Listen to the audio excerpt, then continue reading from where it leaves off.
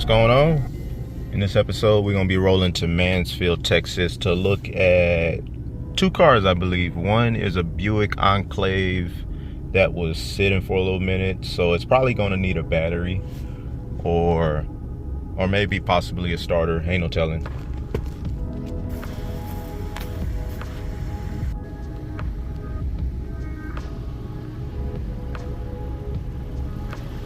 Got a real weak battery, so we're gonna start there. Check out the connections on it. It's probably never been replaced. This is 2010. All right, I got that battery removed out. It was a 13 millimeter holding it down and two 10 millimeters on the battery post, and like a T25 for the actual screw that bolts this door down. Check this battery out though.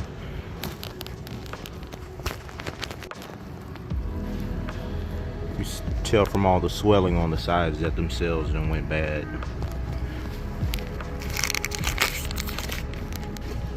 So we're gonna start with replacing this battery first, because some cars absolutely need to have their own power to start the car. Sometimes you can't jump it off. It won't work like that.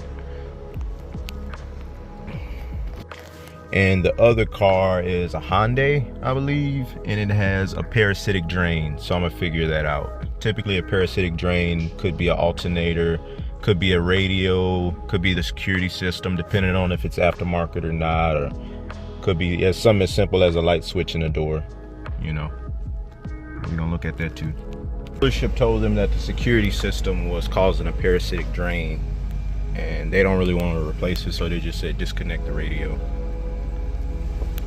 All right, new battery, and I drained that oil out of that.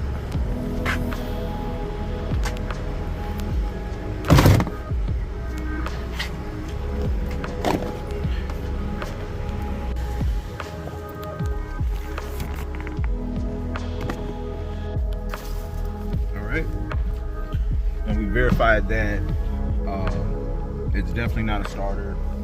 Alternator's good. Check the oil, check the coolant levels. And the only thing I'd probably recommend is probably a tune-up, maybe change the filters, maybe some fuel additives, you know, kind of clean the fuel injectors, get everything back circulating. So one thing with these cars, like just cars in general, when they sit for a while, that's also just as bad as not maintaining them, you know. So all I needed was a battery. Sounds horrible, might need a tune-up too. It's been a minute since it started. Probably got some bad gas in it. Small exhaust leak.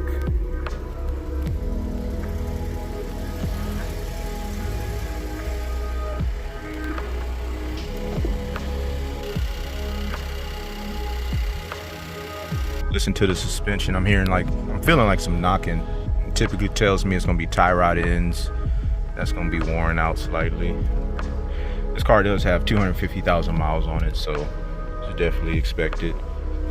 I take that back. It doesn't have 250,000. It's got 306,000. So that's really the most I've seen in any of these 3.6 VVTi engines. It does have a couple misfires, which isn't surprising because a lot of these 3.6 Pentastar engines have leaking valves, so it may be a permanent issue a tune-up can't even fix. I could recommend it, but I can't promise him that it would work, you know. And based off of my experience working on these cars, may need whole new valves.